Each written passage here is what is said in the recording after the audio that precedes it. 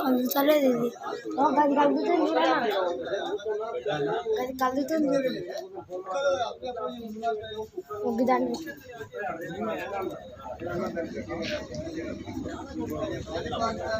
సమయంలో వీధి కుక్కలు దాడి చేసి ఇక్కడ సుమారు 40-50 గొర్రెపిల్లలు మరణించడం, మృతి చెందడం చాలా బాధాకరం.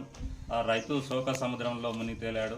ఆ రైతు ప్రభుత్వం ఆదుకోవాలి, లేని పక్షులు ఉంటే ఆత్మహత్య శరణ్యం అంటున్నాడు.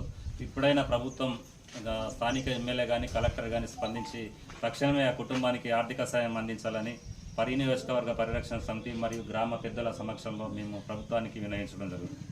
ధన్యవాదాలు.